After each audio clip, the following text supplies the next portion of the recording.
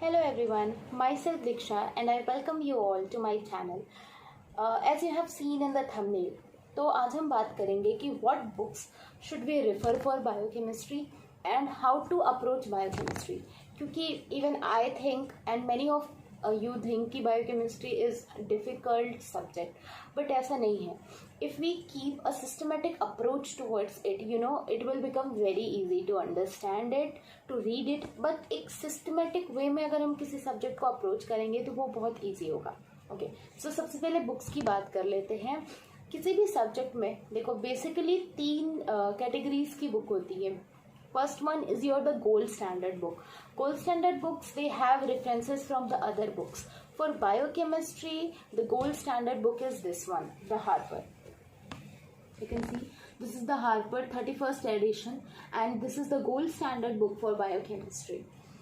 अब ये बात आती है कि you can see it's a very voluminous book and first year itself में it's not easy task to complete this whole book. And also क्या होता है कि जब हम फर्स्ट ईयर में आते हैं तो डायरेक्टली देखो हमने नीट यूजी करी है, एनसीईआरटी से हमने केमिस्ट्री अपनी पढ़ी है, तो directly it's not a very smart option to jump on the gold standard books. तो कुछ टॉपिक्स हैं, सर्टन टॉपिक्स, सेलेक्टेड टॉपिक्स जो कि हमें इन बुक से करनी चाहिए. मैंने कौन से टॉपिक्स कराए थे, यू कैन सी मैंने इससे जेनेटिक्स प्लस मेटाबॉलिज्म, मैंने ये चिट्स लगा रखी है. मैं जो भी बुक से जो टॉपिक्स करती हूँ तो मैं ऐसे चिट्स पुट कर देती हूँ सो दैट आई कैन बाद में ईजिली मुझे याद आ सके कि कौन सी बुक मैंने मीन्स कौन से टॉपिक करे हैं. तो ठीक है, मैंने इससे मेटाबॉलिज्म प्लस जेनेटिक्स करे हैं. और इस बुक की what I liked most about this book कि it contains small boxes and tables. जो भी स्मॉल बॉक्सेस एंड टेबल्स है, जैसे यू कैन सी यहाँ पे glycogen storage disease, okay, so small boxes and tables हैं और जो भी इसमें साइकिल्स हैं दैट आर सेल्फ एक्सप्लेनेटरी. और क्या है कि सपोज कि हमने ये ग्लाइकोजन स्टोरेज डिसीज सिर्फ इससे ही पढ़ ली तो इससे रिलेटेड जो क्वेश्चंस है we can explain from the table itself. तो ये बुक बहुत अच्छी है, बट यही है कि इससे मेरे हिसाब से आपको सिर्फ genetics as well as metabolism part इससे अप्रोच करना चाहिए. ठीक है, now the tip for using Harper, अगर आप मेटाबॉलिज्म प्लस जेनेटिक्स भी कर रहे हो तो क्या टिप है जो कि आपको फॉलो करनी चाहिए, दैट बीइंग कंसिस्टेंट. क्योंकि वैसे भी वॉल्यूमिनस है और ऊपर से कई बार लगता है कि समझ नहीं आ रहा, तो you should be consistent towards it. और आपको एक रूल फॉलो करना चाहिए which I have followed for studying the metabolism part and genetics from it. कि मेटाबॉलिज्म में स्पेसिफिकली जो भी टेबल्स साइकिल्स होते हैं, तो फर्स्ट आई यूज टू एक रफ शीट लिया and draw the cycle. Rough sheet पे पहले बिना थ्योरी पढ़े, ठीक है, बिना थ्योरी पढ़े साइकिल को ड्रॉ कर लिया देखकर, और उसके बाद ड्रॉ करने के बाद एक पेज पे जिधर थ्योरी है उधर थ्योरी खुली हमारी, और अदर पेज पे हमने साइकिल रखी. And side by side when we will read, और जो चीज़ थ्योरी में दी है और जो कि हमारे साइकिल में नहीं है उसको हम इनकॉर्पोरेट कर लेंगे. तो इस तरह से साइकिल्स के थ्रू अप्रोच करना metabolism will become very easy. Okay, so this was what I want to suggest you for Harper कि इस तरह से ट्रिक रखो, read, draw, read the cycle, draw it, and then read the theory. Read, draw, and again read. So it will become easy. And one thing also कि make question, जैसे कि एक page पढ़ा, ठीक है, और उसके बाद एक पेज पढ़ने के बाद आप गूगल डॉक में या फिर उस पेज पे इटसेल्फ छोटे छोटे वन वर्ड क्वेश्चन बना लो, ताकि उन क्वेश्चंस के वन वर्ड क्वेश्चंस बना लिया एंड उनके आंसर करने की कोशिश करो. इस तरह से चीज़ें रिकॉल करने में बहुत ही ईजी रहेगी. So this was my opinion for Harper. You can go for metabolism and genetics from it. ठीक है, सो जो सेकेंड बुक है what we have is Satyanarayan. So Satyanarayan के जो it is read by most of the student, it is widely read book और मैंने भी उसे रेफर करी थी. I have PDF form of it, so मैं यहाँ पे पिक्चर दे दूँगी.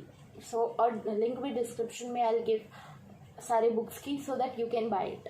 ठीक है, तो सत्यनारायण का देखो प्लस पॉइंट ये है कि इंग्लिश बहुत ही इजी है और दूसरा है कि ईजिली अंडरस्टैंडेबल है. देखो बुक व्हाट आई सजेस्ट की बुक वो लेनी चाहिए जो कि हम ईजली समझ सके, because we have to read the things for our self. चीज़ें हमें खुद के लिए पढ़नी है, किसी और के लिए तो हमें नहीं पढ़नी। तो बुक्स वो लो जो कि समझ सको। बेसिक्स बिल्डअप करने के लिए किसी भी चैप्टर का आप सत्यनारायण लो, उसे उससे कर लो। और जेनेटिक्स प्लस मेटाबॉलिज्म के लिए आप हार्पर रेफर करो, ठीक है। सो और सत्यनारायण का एक प्लस पॉइंट है कि एग्ज़ाम में हमें राइट करना होता है, तो एग्ज़ाम में लिखने के लिए हार्पर का लैंग्वेज यू कैन नॉट, याद नहीं होता इवन 3-4 रीडिंग के बाद भी कि आप you can write it in exam. तो सत्यनारायण के लैंग्वेज बहुत ही ईजी है, बिलीव मी। अगर तुम लाइन बाय लाइन भी पढ़ोगे तो you can easily recall the things और उसको लिखा जा सकता है एग्जाम में। So go for Satyanarayan, it's a very good option. Then the other book, third book which I have for biochemistry is this. This is D.M. Vasudevan, 9th edition. D.M. Vasudevan. Again, it's a very good book, standard than Satyanarayan, but मैंने ये book है, but मैंने कुछ ही topics इससे करे हैं। I have done the advanced biochemistry, मैंने again strips लगा रखी हैं कि कौन कौन से टॉपिक्स मैंने इससे करे हैं। तो एडवांस्ड बायोकेमिस्ट्री के भी जो भी टॉपिक्स हैं, जैसे इम्यूनोकेमिस्ट्री है, ये इसमें काफ़ी अच्छे दे रखे हैं। एंड देन जो भी डिजीजेस वाले पार्ट्स हैं, okay, which is like biochemistry of AIDS and HIV, biochemistry of cancer, extracellular matrix and tissue protein in health and disease. So जो भी diseases के parts हैं, and then जो भी clinical laboratory और tools है, ये सारे parts इस book में बहुत अच्छे दे रखे हैं।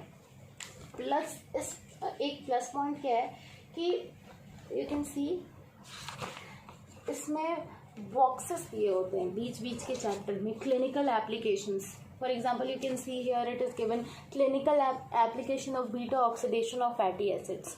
तो क्या होता है कि how I used to read, मैं कैसे पढ़ती थी कि मैंने सपोज कोई टॉपिक जो है वो सत्यनारायण से आई हैव PDF, तो मैंने उससे कंप्लीट करी, ठीक है। तो आप यही करो, सत्यनारायण से आप कंप्लीट करो। अगर आपको ज़्यादा थोड़ा अपर एज चाहिए तो आप ये ले लो, it's a very good book. और इसके जो भी समरी, इस तरह से जो भी बॉक्सेस हैं वो इन्फॉर्मेटिव हैं, तो उन बॉक्सेस को रीड कर लो। And I use to read the summaries, ठीक है। जैसे कोई भी चैप्टर 1 इट्स फिनिश ना 1 सेकेंड, तो उसके बाद बहुत अच्छे से key concepts is given, you can see, sorry for this, key concepts is given and then summary is given.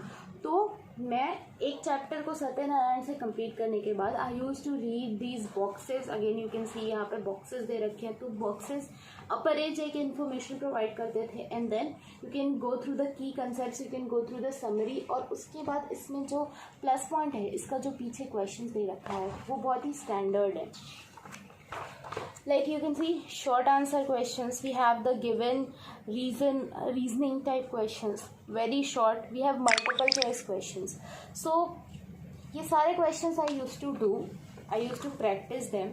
और जो भी टॉपिक मुझे, इन questions को मैं करती थी without reading the text, मतलब सत्यनारायण से मैंने वो टॉपिक पढ़ा है, तो आप इस तरह से अप्रोच करो। और जो चीज़ आपको इसमें ना मिले, then you can go to the book, उस चीज़ का कंटेंट आप इससे देख सकते हो।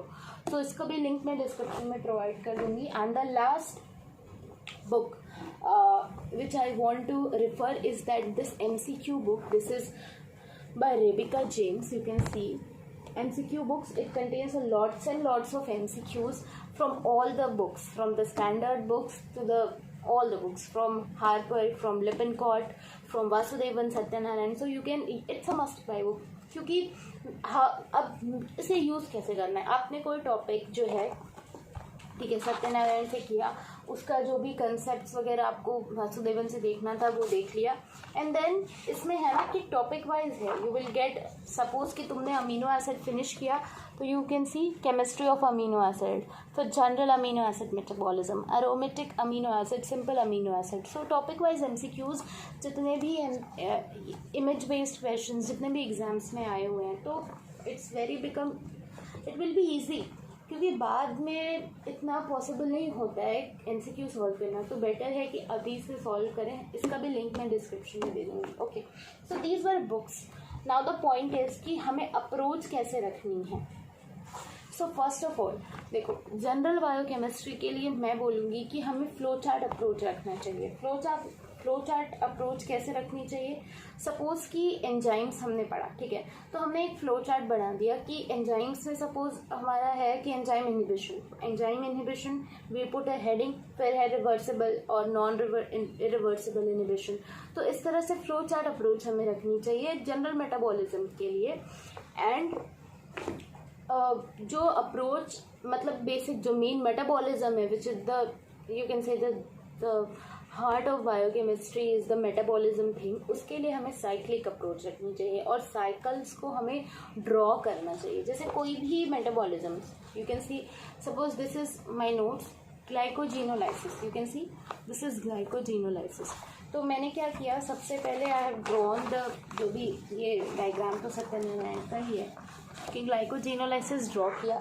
एंड देन मैंने पॉइंट वाइज अप्रोच कैसे रखनी है कि सपोज एक रफ शीट ली या एक शीट ली, एक साइड पे you will draw the cycle, ठीक है, और अगले पेज पे यू पुट लाइक ऐसे टॉपिक डाला कि फंक्शंस, तो क्या फंक्शन है उस प्रोसेस का, लोकेशन क्या है, सीक्वेंस ऑफ सबस्ट्रेट क्या है, देन सीक्वेंस ऑफ एंजाइम क्या है, रिएक्शंस क्या है, and the last thing is regulation कैसे है, एलोस्टेरिक है, हार्मोनल है, और अदर बाय किसी भी आयंस के थ्रू रेगुलेशन है। तो यू कैन सी फिर रेगुलेशन की इमेज बना दी। तो मेटाबॉलिज्म के लिए बेस्ट है कि हम साइक्लिक अप्रोच रखें। सो या these are, so yeah that's it, all the books I have mentioned. Again lastly मैं दिखा दूँ, so this is the Harper's 31st addition.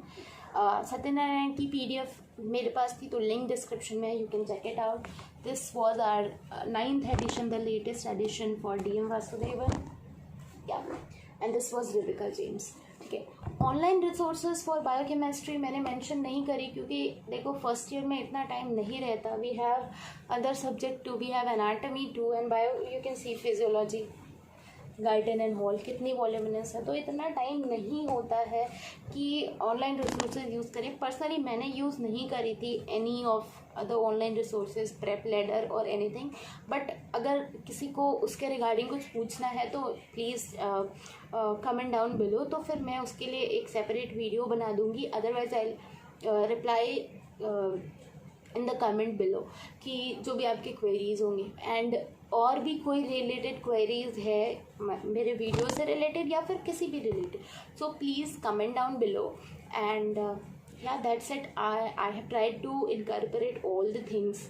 और अगर वीडियो पसंद आई हो तो please do like the video before going, and please do subscribe to my channel. Have a good day, bye bye, thank you.